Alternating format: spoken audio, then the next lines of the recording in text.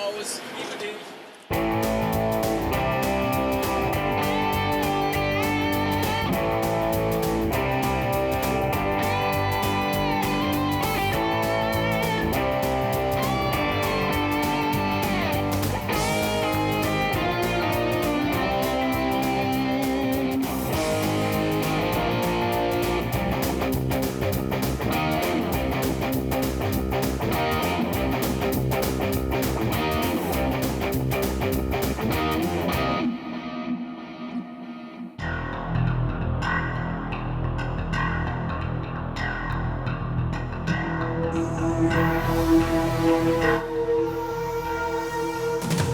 Welcome to the green landscapes of central England. Here, 50 years ago, a brand new town of Milton Keynes was created from 24 villages. One of those settlements gave its name to the new conurbation, although it's now reverted to its 11th century moniker of Middleton. And with 40 million trees having been planted, none of the residents are more than half a mile from a park. MK, as it's known locally, was designated as a new town in 1967, although its village's history date back much further, of course, including the world-famous Bletchley Park, where the British deciphered German codes in the Second World War. If you come out of Milton Keynes and head up the A5, you'll find the village of Silverstone. Their claim to fame is the Silverstone Circuit. We are here at the fantastic circuit of Silverstone, in the heart of motorsport. A lot of history has been done here, Formula 1, and now we're here for the Hankook 24H race of Silverstone, our first round of the 24 Hours Touring Car Series. There are a lot of drivers who love being back here for obvious reasons. Well, I like it a lot, the organization and the event. The people are really busy with details to give the best possible way for the drivers to race. And this is something pretty unique in motorsport, and that makes that Creventic is so good at the moment. It's just a friendly atmosphere, and it's also you can race at a real professional level for not a high budget, so that's really the main attraction for teams like us that want to do it, and it's a bit of fun for us all. Creventic have made their name organising the FIA International Endurance Series, but touring car teams are not left out and have their own challenge. We participated many times in the 24 Hours of Barcelona, but in the past it was always a mixture of GT cars and then slower cars, where in this it's only touring cars, and that's why we decided to join, because the cars are all about the same level, and it's a lot easier not to be passed continuously by very quick GT cars, and that's the reason why we decided to join this complete championship. The race starts Saturday at 4 o'clock in the afternoon and goes through till the Sunday afternoon checkered flag. Before that, Friday and qualifying. The drivers are all trying to set a lap time that will put them closer to the front of the grid. Qualification went really well. We had a good practice, so we had a good setup for qualifying, and we could manage the first time in our class. So this is really nice, because it's not important at all, but it's nice to know that we have a quick car.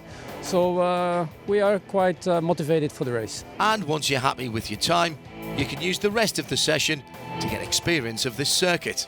We did only 4 laps in the beginning of qualifying, and we came in, and then all the other drivers, they drove a little bit more because they don't know the track that well.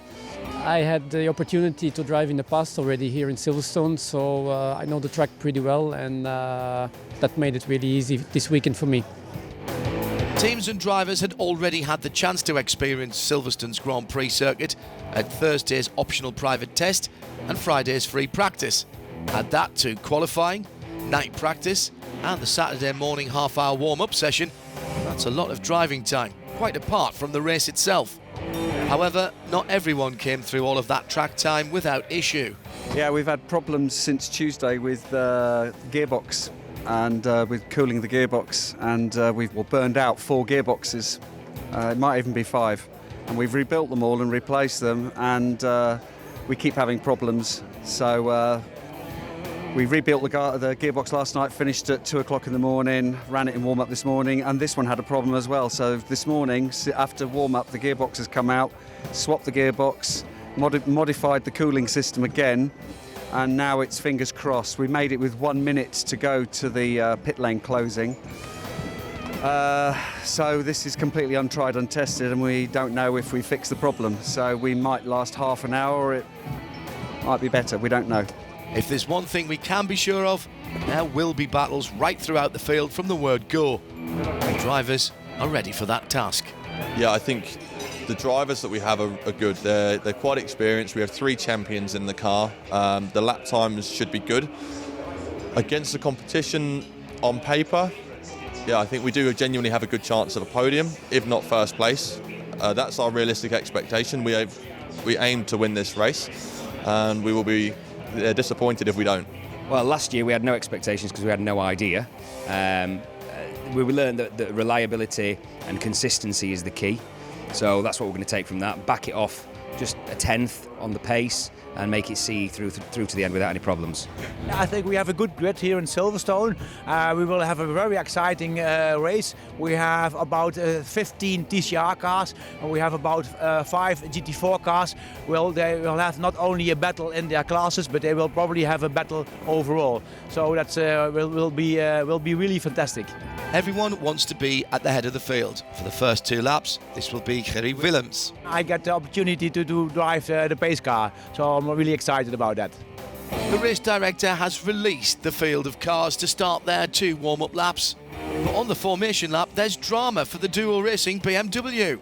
I made a stupid schoolboy error. With lots of years of racing experience, I gave it too much power on the warm-up lap and on very, very cold tyres, and unfortunately just touched the grass, and that was it. I was history. I was in the wall on a point on a straight where you would not normally go off, so there's no tyres. So unfortunately, it put the front corner into the wall. Stupid error. The BMW M3 of Core Oyster Racing also had to come in after that first warm-up lap.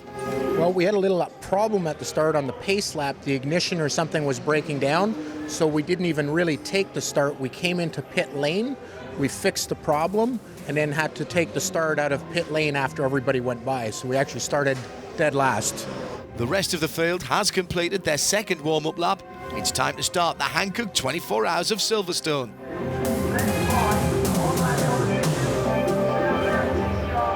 The cars accelerate towards the first corner and the battles are already underway, including at the head of the field, where the red Camel Jordan loses their second position from the front row. Through goes the 100 of fellow countryman Team Blakemolen. The orange 303 Seat seems to lose even more places at the next corners, but this lack of pace is planned. I did the first stint. I started the race. At the beginning, everyone was pushing a lot. We decided to save fuel, save tires, and just keep a constant pace. It worked out. But the battle with the 144 Seat of RS Connect seems to be right on the edge. Early leader, the Monlau Competition 107 Seat Leon. The tyre marks on the track show us where the Lestrup Racing Team Volkswagen went, and in the back of the picture, a spin for the 178 Ginetta of CWS Racing. Both cars able to continue without damage. It's a 24-hour race, but some of the teams are pushing really hard from the start.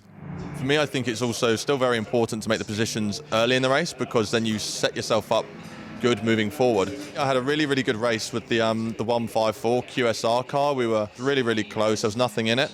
And we let a Swedish TCR car come through. He ran wide, and when he came back onto the track, he was completely out of control and just hit me in the side of the car. Fortunately, we had no damage, which is amazing. It was a really big hit. I know he suffered quite serious damage and spent nearly half an hour in the pit box. But you know, that's how it goes. The Vanquish Motorsport car has stalled on track. Some of the teams were hoping for a code 60 and came into the pits, including the race leader, Jose Manuel Perez Eckhart. Yes, he was the first overall, and I think it was very good. I took over the car, and it was a little bit slower because I'm not a pro driver as he is, but also it was, I think, very good. In a 24-hour race, you have to expect issues. Some might pop up in the last hour of the race. The TTFG for Ginetta is one of those who's battling their issues right now. First of all, we struggle with fuel pump during the warming up lap, so I switched to between fuel pumps. And from that moment, the car was running well again for probably 5-6 laps, and then we start losing power. And yeah, it looks like we just missed first one cylinder, and second we lose the second cylinder, so we drove on 4 cylinders. A quick repair by the team and the car's back out on track. Out on the circuit, the ABBA BMW, the number 234. Just before the start of the race, the team thought their new engine probably would last only half an hour. What did that do to their mindset? You can't get in a car and attempt to drive it hard if you think it's going to fail. You've got to get in with a mindset of the car's perfect. Because if you didn't think it was, you wouldn't be able to drive it hard. If you think something's going to fail, you can't commit to driving it. So that was never in my mind. Until it breaks, it's perfect. That's the mindset I drive the car with. Lee Hodson did not have the look he'd hoped for. Unfortunately, I hit a BMW that was turning in down at the sharp dogleg. I was overtaking him, and midway through the corner he turned in, it was probably I was a bit too ambitious and he didn't see me, and that was it really. I was on the racing line. The Seat hit my left rear wheel, and that spun me round, and he then hit me into the door and sort of pushed the door into me. The driver and I have both spoken. He's apologised for his error, and unfortunately it's just one of those racing incidents. The 248 is back in the pits. There's a lot of work for the engineers of the TDF-Jiva combination, as the Ginetta needs an engine change, just proving how hard it is to prepare for a race like this. You know, it's a fresh engine. We did in Bedford, we did a 200k test, which ran the car perfectly, so there was no problem at all. So we would expect over here during the race it would run perfectly again. And it looked good, but after 5 or 6 laps it was just gone. Monloud competition led for the first part of the race, but before the 3-hour mark they'd lost that lead, partly because their pit stop was longer. 3 hours completed, let's have a look at the standings.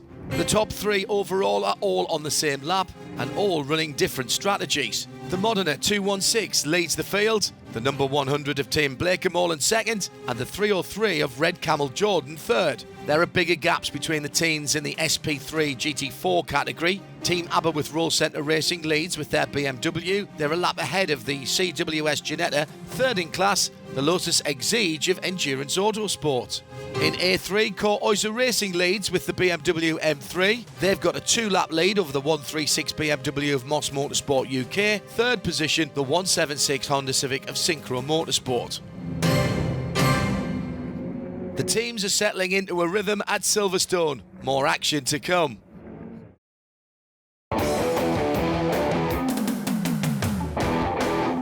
Silverstone was originally built as a training airfield for British Bomber Command in the Second World War.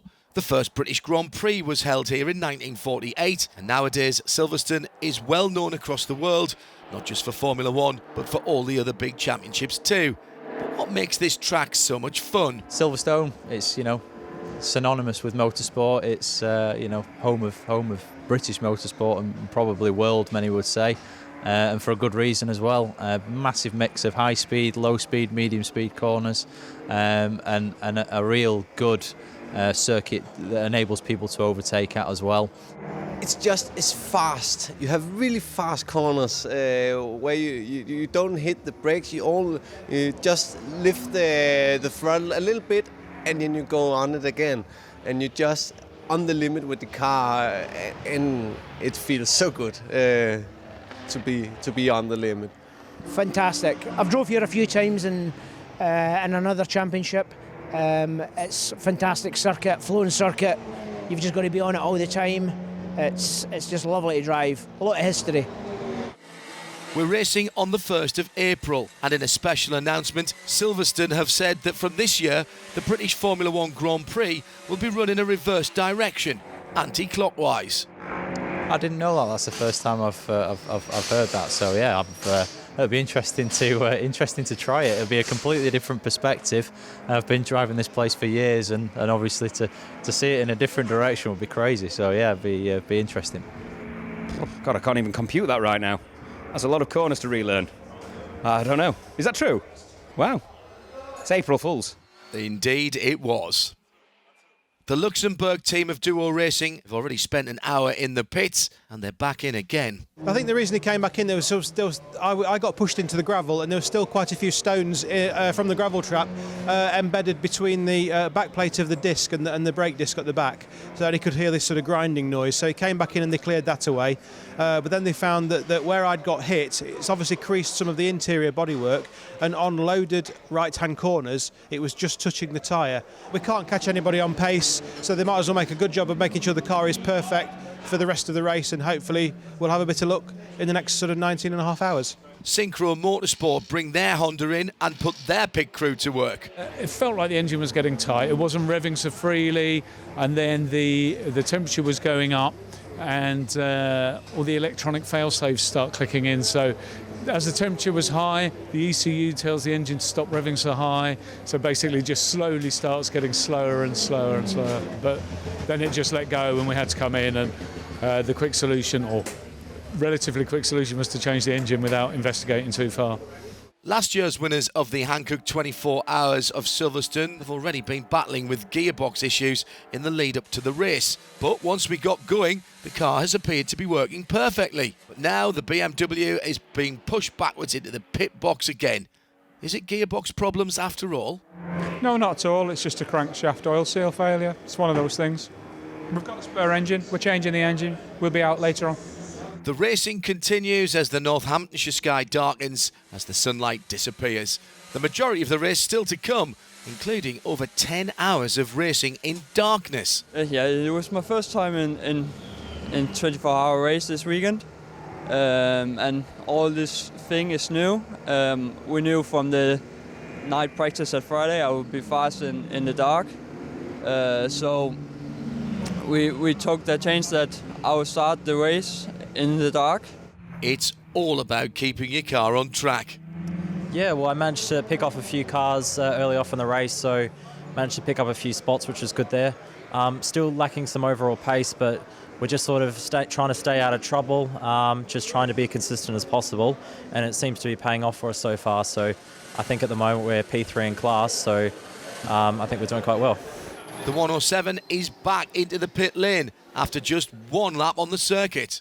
Well, the gearbox broke down, so it's just changing the gearbox. It's a technical problem, not much we can do about it. It just went dead, and we have to put a new one in. We came here with the idea to be in a top 5 position, and okay, there's still 18 hours to go. So okay, I think we can probably achieve it if everything gets repaired and everything stays smooth. We've raced from light into the darkness. Here's the standings after 6 hours. 3 Seat Leon TCRs are at the top of the timing screen. The number 100 of Tim Blake and Morland are top of the charts, 1 lap ahead of the 303 of Red Camel Jordan, and the Hong Kong entry of Modern and Motorsports is 3rd. Further down the TCR class, the gaps are fairly minor. In 4th position, pit lane competition is just 1 lap down on 3rd. Track Club, 1 lap down on 4th spot, and Stanko and Tanner has a 2-lap gap in front and behind them. In the Cup 1 class for BMW M235i's, Belgian team QSR have a 1-lap lead over their countrymen, RMA Track Days JJ Motorsport, who are in 2nd. 3rd in class, German team Zorg Rennsport. We're used to seeing great teams in the Hankook 24 Hours of Silverstone. This year, some of them have combined. The team is, it's a combination of TDF and GIVA. TDF is they normally restore Formula 1 cars, old Formula 1 cars, and they have all the engineers and mechanics who also used to work in Formula 1. So there's a huge experience behind those cars, behind those guys. And yeah, GIVA Racing, they have a long-running list of experience in single-seaters. They drove a lot of Formula 4, so they combined forces, and it's ended up in TDF GIVA. Last year, Tanner and Stanko had the Clio in the A2 class, and this winter they bought a Seat Leon for the TCR. And because of not having too much knowledge about the car, they asked Bas Koeten, who's a specialist on Seat Leon, the TCR class, because he does the car 3 years in a row. So they combined their knowledge. And now we are here in Silverstone to do our first race, and yeah, it's going okay. And when it comes to a 24-hour race, you can never do enough testing.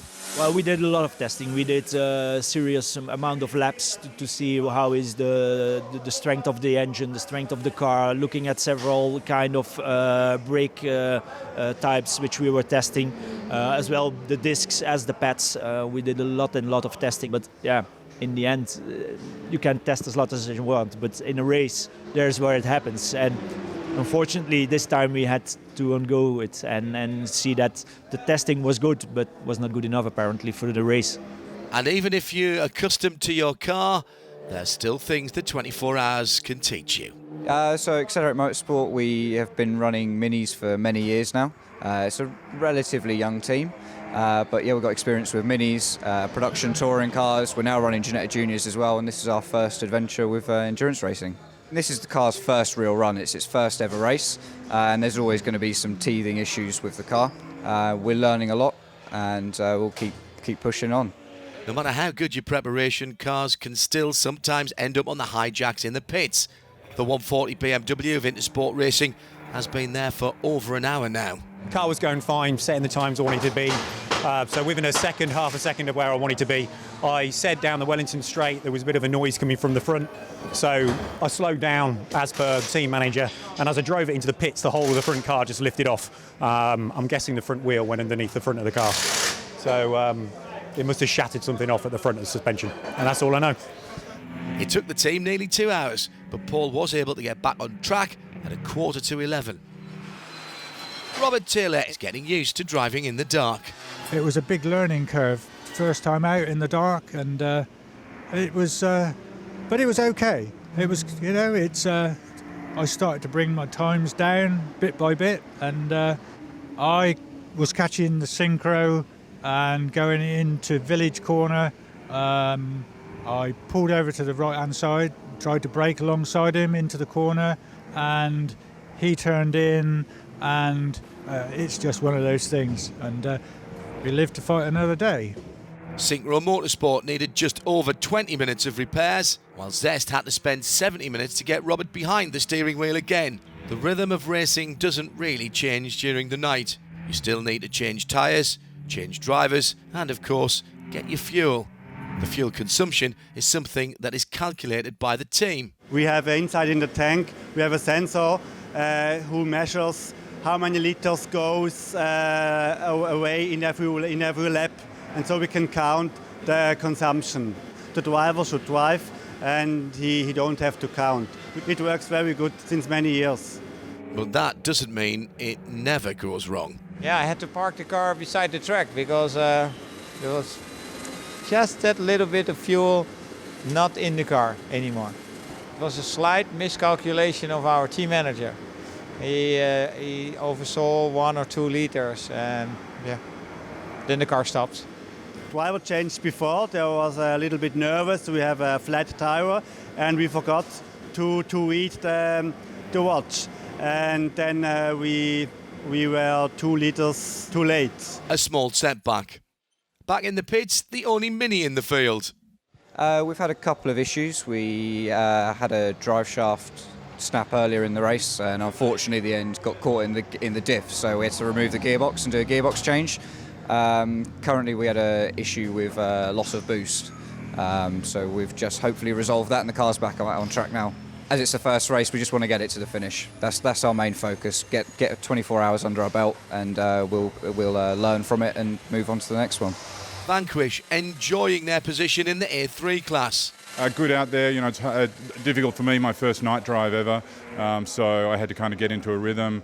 We're running third in the A3 class, so that's good, and we're comfortably ahead of the 4th position. I think they're 20 laps behind us or something like that. Shortly after the Vanquish Seat has entered the pit lane for a scheduled pit stop, a code 60 is required for a stalled car in the first corner. Well, it started off when I could feel, didn't want to downshift to start with. And then all of a sudden you got a vibration, and I could feel left rear. It wasn't driving. You could just feel it, there was contact there with metal, and just lost drive altogether. Over the last couple of hours, Team Blake & Molan has slowly extended its overall lead. It's just about luck. as drivers, we've got to keep out of trouble and keep the car on the black stuff. And we've just got to cross our fingers and make sure that everything lasts. I think last year the engine blew at 20 hours into the race, so you can never say never until the last lap. And to be a class leader doesn't always mean passing your competitor on the track. We have pretty good fuel consumptions and use our tires 2 stints. So we don't need to change it every time we come in. So we can go further than the Honda. So on strategy, we have managed to take the lead in our class now. 4 o'clock in the morning. It's the midpoint of the Hankook 24 Hours of Silverstone. We are now at the halfway mark, 12 hours done of the 24-hour race in Silverstone here in the UK. Silverstone circuit, fantastic race so far. Really exciting, not only in the top where the TCR cars are, but if you look also the BMWs Cup 1 in the top 10, Class A3 in the top 10, and if you look even at the Clios and the Honda and the Drive in the top 15, they're not the fastest car, but really consistent. So it's exciting, and when you have still another 12 hours to go, so it's great here in Silverstone. Before we move on to the next 12 hours, here's the standings at 4 a.m. Tim Bleekemolen and Seat have increased their lead to 3 laps. But now in second, it's the Modena Motorsports 216, as the red Camel Jordan.NL number 303 has lost a position in the last few hours and is now down in third. Team Sally Racing have lost ground in the A2 category. Their number 52 Renault Clio now just 1 lap ahead of the 91 Honda Civic of area MS Owens Endurance. It's been a relatively clean run so far for the CWS Ginetta number 178, and they lead the SP3 GT4 class with a comfortable 21-lap lead over the BMW of Moss Motorsport UK, 11 laps further back, the 174 Lotus of Endurance Autosport. With 12 hours to go, the challenge of the Silverstone 24 Hours is far from over. 24-hour series powered by Hankook is roaring through the English nighttime. Now, driving in the day might not always be easy, but it's even harder to drive in the dark. Yeah, it's dark for sure, but the number of cars and the lack of GT cars makes it a bit easier. Silverstone is a particularly dark circuit, so it's very important your car has good lighting. Some have good lights, some have bad lights, especially who have the good lights. It's very difficult if they are in your mirror, and they will blind you, and this makes turning in difficult and judging where you are at the wrong spots. I did a 24-hour race a couple of years back, but this year they put little cat's eyes on the apexes and cones with a bit more reflective strips on, and that's really helped just find the markers. And you basically drive to the markers, turn in, and just drive as same as you do in the day, and just hope that you come out the other side. But no, it's been good. Not all drivers are as eager to run through the night. If I'm honest, I'd rather drive in the daytime. Some of our lads are better at driving at night time, so I'd rather the quickest lads were out there in the dark rather than me. It's the glare off the lights. I don't particularly like it, so that's fine by me. No, this is the first proper night driving I've done. We did a little bit at Brands Hatch back end of last year, but this is the first actual 24-hour race we've competed in. It's not too much of a problem. You get some good lights on the car, and it's been fine. When looking at the intermediate standings, you have to take into account the team's strategies. For example, the overall leader might have a couple of laps in hand, but with a pit stop taking them 5 to 8 minutes on average, that gap could be up for grabs.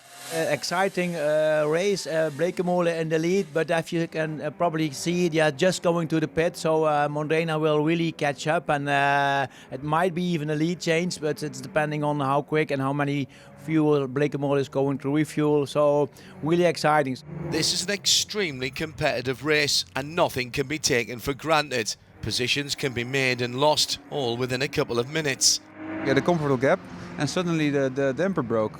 It happened out of the blue. I turned in, and the front went out, and no grip at all anymore. So I thought, oh, maybe it's a puncture. and then the complete damper broke. So then I couldn't steer. I was luckily I could make the pits. During the repairs, the team keep a nervous eye on the clock. Yeah, it's a bummer, of course. You're nervous, and you only watch the clock. And I saw 5 minutes, 6 minutes, 7 minutes, 8 minutes, and after 11 minutes we were ready, and then we could go out again. And then we were, I think, on P2. We were very excited. We are still quite far from the end of the race. With the 8 hours left, so we were okay. We were happy, but not too confident. I mean, 8 hours is still a long race. And after their pit stop, this was proven. We had some contact, I think about 1 hour ago, and when we did the tire change and when we dropped down the car on the floor, on the ground, something broke at the rear. So when the driver left, the tire was touching against the body, so he had to do 1 lap, come back here, and we had to change the complete rear upright and some bearing here. And now the Hong Kong-based Modena team forfeits their position at the head of the field, handing it back to the Dutch Bleekemolen team. Yeah, we talked about technical issues, and it's a long race and these kind of things, and now they have also an issue. I've heard there's a bolt, they broke a bolt at the rear somewhere, and they need to replace it, and it takes a lot of time. I don't know how long they're working on it, but yeah, for us it's good, because I think we're in the lead. Yeah, now it's going to be difficult, so let's see if the other driver also have some trouble. And yeah, no, 20 minutes it's quite long, and we might still have some problem on the car. We don't know if it's completely fixed, so let's see. So in fact, you're more or less never safe. Not as overall leader, and also not in the other classes, even if you led your category by 6 laps at the halfway mark. Till that time we did well. We were pushing all night, and we had a 6-lap lead. Unfortunately, the wheel stud broke, and we have to be towed in. It took us quite a while to get everything sorted again, but the car is running fine again, and we're gaining on the leader again. But it's still quite some time to go, so everything can happen. Light returns to the hills and valleys of England. From inside the car, there's more to be seen, objects more distinguishable. Doesn't mean mistakes don't happen, as the 137 spins off track. The recovery truck is deployed and a code 60 called. But before the truck could arrive, the manpower of the volunteer marshals has got the 137 BMW of Moss Motorsport back on the black stuff. Red Camel Jordans have needed to bring their bright orange Seat into the pits. Yeah, I was driving fine, good lap times, but when I came out of Maggots and Beckett's, I had no power, and I was looking in my mirror and I saw a lot of smoke. So I came in at very slow speed, and we lost a lot of time. And now it appeared that the turbo is broken or destroyed, I don't know, but they are fixing it now, and hopefully we can get back on track soon. The TGF Jiva Janetta back in the pig too. Their first outing in the Touring Car Endurance Series hasn't really worked out the way they'd planned. Well, I think we can place it under the banner of bad luck. The team was well prepared, did a lot of testing before. Melroy Heemskerk did a lot of laps at the Bedford home track of the team. But still, yeah, when the moment we arrived, we had some small issues and they went bigger and bigger. And I think really we can place it on the banner of bad luck. It's not like bad preparation or something. It's just a matter of bad luck. Rick Breukers is out on the circuit again, but his 303 Seat has stalled on his outlap. This former podium contender now out of the race. In the Cup 1 class, RMA Track Days JJ Motorsport is trying to close in on class leader QSR, but there's a spanner in the works. Yeah, well, just speaking to Leighton, he was coming up behind a slower car. I think it was the Mini that's out there, coming into the loop up the inside, and I guess it didn't see him, turned in on him, and we've broken steering arm and suspension components, I believe. Whoa, whoa, whoa. And almost fixed. But yeah, so what, 15-minute stop we could do without. We're dicing for the leads, so it's really close out there. But you know, this is going to put us back in second place, and we did have a healthy gap on third, but now they're going to be closing in. So it's okay. We've still got a lot of time left. It's an endurance race. I'm sure the other guys will also have some bad luck as well. People are getting tired. They're making mistakes out there. So I guess it's just one of those racing incidents. With 4 wheels attached, the BMW is back in the race. We'll take a look at the standings with 6 hours to go.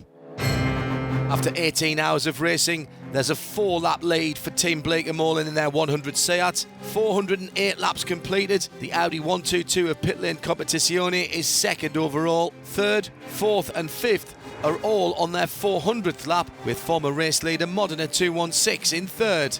Moss Motorsport UK has their number 136 car firmly in the top position in A3. Second, the number 71 of Core Oyster Racing, Vanquish Motorsport with their Seat in third. In the Cup 1 class, the QSR number 154 has a 6-lap lead now. A combination of RMA Track Days and JJ Motorsport in second, and Sorg Rennsport third, just 2 laps behind. In a relatively short time, Creventic has grown to a globally known organisation with some big events on their calendar. Teams are keen to compete in one of the 3 Creventic championships. In general, these races are fair. The behavior on the track is good, and that the drivers in our team like these races and the flair of these races and so on. So that's why we are doing these races, and we are always keen to go to new tracks. For example, last year we have been to Slovakia Ring for the first time. The Creventic Series attract drivers from all over the globe. For some, it's a totally new experience. It's a different atmosphere, you know. It's sort of, you go from the Blancpain Endurance, where it's very serious, lots of really high-level teams, to here it's a bit more grassroots. And when you're in the traffic, for example, it's a completely different challenge, because you're never quite sure where the other drivers are, where it's working, where you can take the chances, where you can't. So it's a new experience for me, really. But it's nice. It's like a small family sort of atmosphere. So no, it's a nice change. I enjoy this a lot. You can really get into a rhythm. I think with the sprint races, it's kind of like hell for leather and then it's over. But the rhythm that you get here is great. And, there's a much bigger mix of cars and countries. The drivers, if you look at all the list of drivers, they're from all around, I don't know how many countries, but there must be 20 countries or something like that, which is great. So it's a bigger mix of drivers, some more professional drivers here. But both series have their place. I still enjoy racing the Alphas, but I enjoy this as well. It's the start of the last quarter of the race, which might be seen as some sort of a countdown, but 6 hours still around 12 times the average sprint race. And the Moss team can vouch for this, as Tony Morris has to park his car at the side of the track, causing the team to spend nearly an hour and a half to get the car back on the circuit. In order to recover the car, a code 60 was required.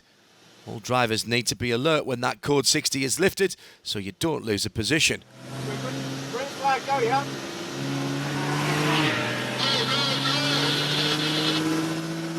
The Mini Challenge Series is a one-make racing championship in the UK, and the series organiser has now entered one of the minis for this endurance race. One of the series drivers, with 6 podiums under his belt, has been drafted in. For me, it was a really last-minute deal. I got a phone call on Friday night saying, "Do I want to race?" I said, "Of course I want to be here." Yeah, it's lovely to be here. It's my first 24-hour race, so it's had its highs and lows. I had a really good stint early in the morning, about 3 to 5, but it's just so difficult. I think with this car being brand new as well, it's still in the development stage, so we always knew that. It's frustrating because we're over a lap, I reckon.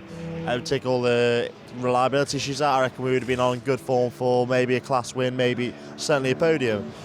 But due to all the issues, that got taken out the window, and we quickly decided it's just more of development session for the rest of the year in the 24-hour series. The mechanics have worked for nearly 4 hours to get the car back on the track. They were not the only ones. You can test, you can prepare, but 24 hours of racing can always be hard on the car. The 248 Ginetta just kept on running from one issue to another. Full credit to the team. We were changing the car all the time. Every time we were out in the car, we were changing, trying to improve. The car was okay. It was a struggle to drive, especially at night time. It was my first time driving this long track. It was my first time driving in the dark. My first time driving for more than 20 minutes. So it was a lot of first times for me, and it was a great experience. It's a very good event, very well run. Full credit to Creventic and everybody involved. And after its problems, it didn't get any better. Straight after the pit stop, Niall Murray finds his car in trouble again. Did one out lap, warm up tires, and just going into the last corner, I see a bit of smoke in the cockpit. I thought it was just a lock up at the last corner because I did lock up front tire, so I thought the smoke was just that. And then going in the main straight, it was gone, and as soon as I turned into Copse, I looked down the camera, the rear view camera, and it's just black smoke, so I just drove straight for the marshal post then and stopped the car, pulled the extinguisher and got out. Looks like there's a load of pickup that may have ruptured the line or created a fire because it was against the exhaust, but at this moment it's sort of guesswork because there's substantial damage because of the fire. So the end result is the same no matter what the cause is. Pit lane competizione doing very well, running second overall. Part of the race is, wheel-to-wheel competition, flat-out speed.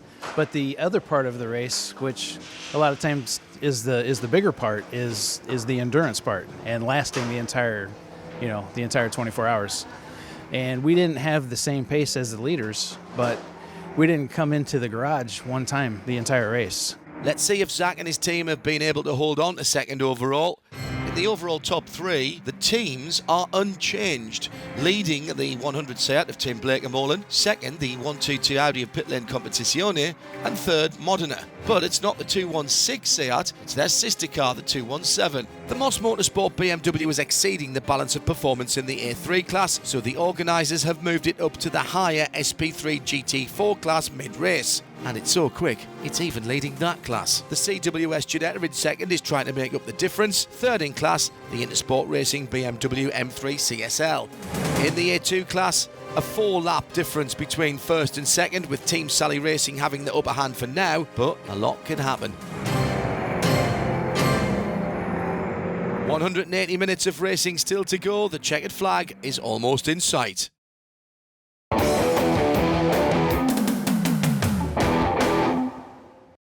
An essential part of the 24-hour touring car series powered by Hankook is putting fuel in the car.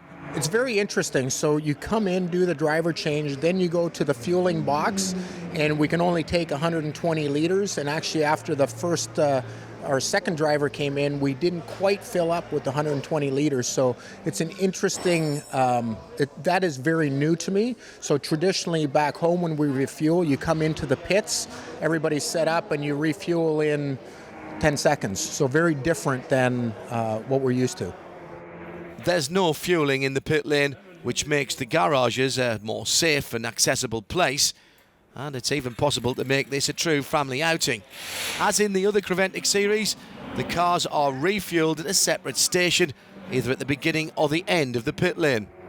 This particular space needs to have a good reach from the pit lane and a good exit to the circuit again. And what you need is enough space for the cars to fill, and approximately 5 to 6 spaces for 5 to 6 cars. What we need is a good positioning of the fueling lorries there with the pentafuel, and for safety we prefer to have it at the end of the pit lane. So the cars have become somewhat cooler, they cool down, and that's far more safer for fueling. Especially the brakes are red hot if they're coming in, and the petrol will sometimes drip on the brakes, and that is what we want to avoid.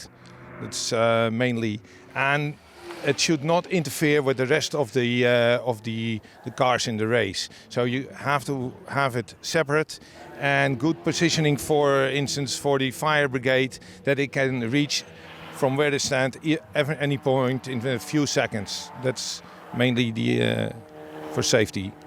Topping up the tank is not done by the organisers. Each team has its own fueling engineer. We have a refueling guy with a radio, we have a radio communication, and he's still waiting at the refueling area, and we told him now the car's coming, refuel liter 50 or 70. That difference in fuel fill depends on whether the race is green or in code 60. Under code 60 you take less, but technology is there to assist. These keys actually is the one key for each car, which is for main fueling, and also if there's a code red key. It tells you how many litres per car you can put in, because each car varies on the litres of fuel it can take.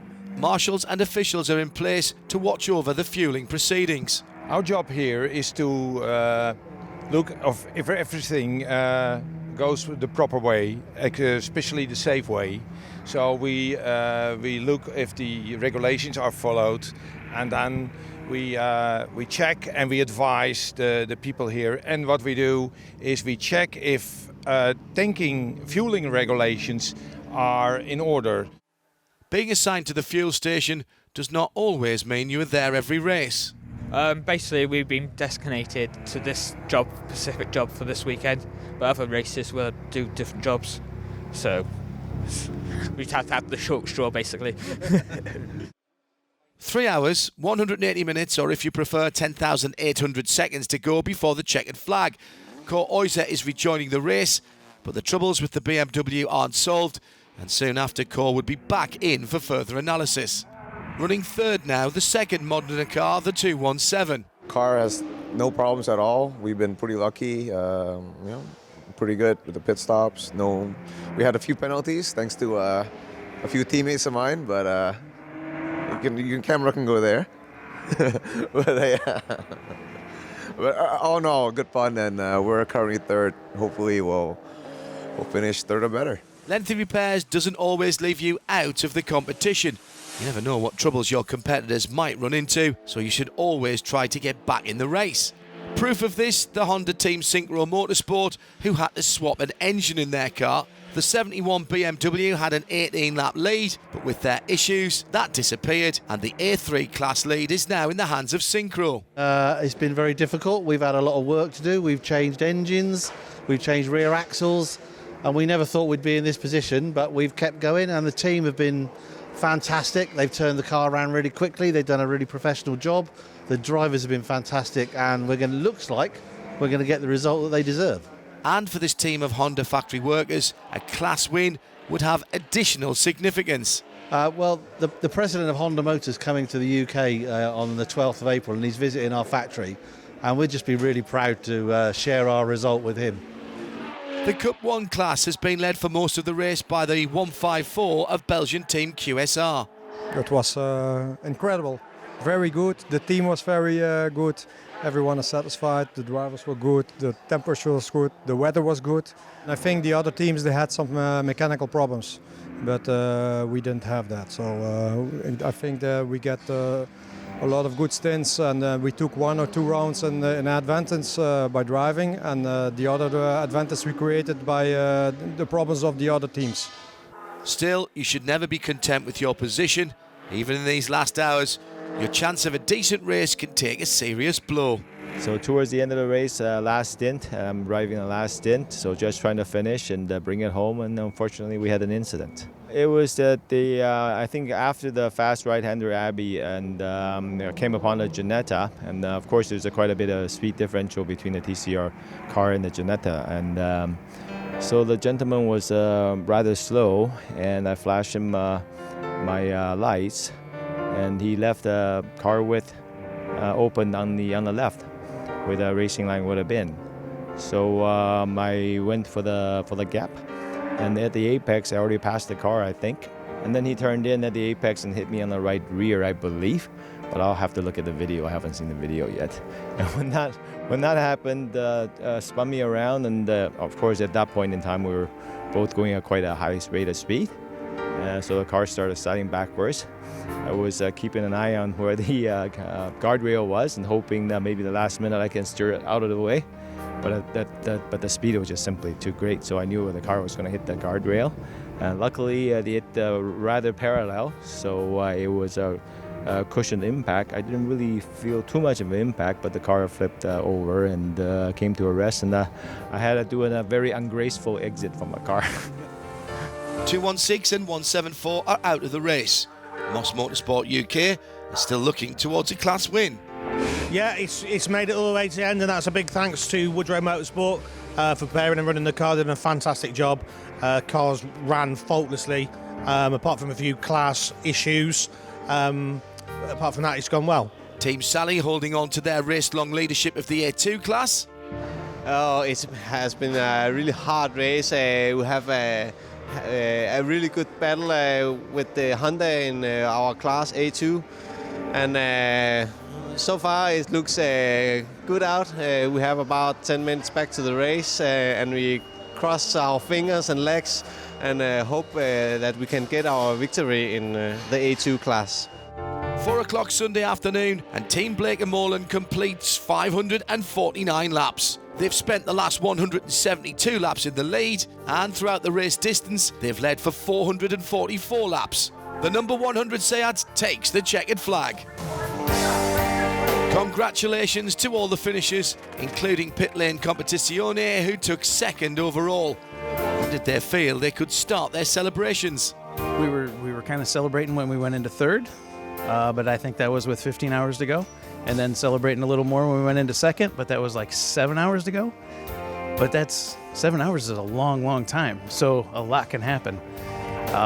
So no, I didn't feel comfortable until we were actually done and the checkered waved. A feeling that the overall winners, Team Blake and Moreland, would certainly subscribe to. Well, it was a revenge for last year, let's put it that way, because last year we were leading for 90 laps and then the car broke down. So the whole year we had a feeling, oh, we got to do this again, and finally we did it. So it's a great feeling. In general, everything went okay. All drivers were very consistent. The car was doing good. So we had some small things, but no big headaches. So everything great. It's a big relief. I've been trying these races for 2 years now, and this is the first time I've seen the finish. The series organisers look back on a successful event. Yeah, it was a fantastic race. Really good competition, especially of course in the TCR class. But also have seen the A2 cars, the Clio and the other car, I think in top 10 or top 15. So really great race. After 24 hours, many happy faces. A full day of racing, the ultimate challenge for the drivers. And for the winners, the added bonus, the handmade BRM Chronographs trophy. Top of the overall podium in the Hankook 24 Hours of Silverstone goes to the number 100 of Team Blake and Moreland, who led for most of the race. Steady pace and few problems for Pit Lane Competizione has added up to second position, and the BRM trophy for third position will go back to Hong Kong with the 217 team of Modena Motorsports. Results for the TCR class identical to the overall podium. In Cup 1 class, it's the 154 of QSR who've dominated. After some late race worries, Team Sally Racing have won the A2 class with their number 52 Renault Clio. Moss Motorsport UK swapped classes to the SP3 GT4 category, but still won with their number 136 BMW. Synchro Motorsport have something to show the president of Honda as their super fast in-race engine change takes home the win in the A3 class.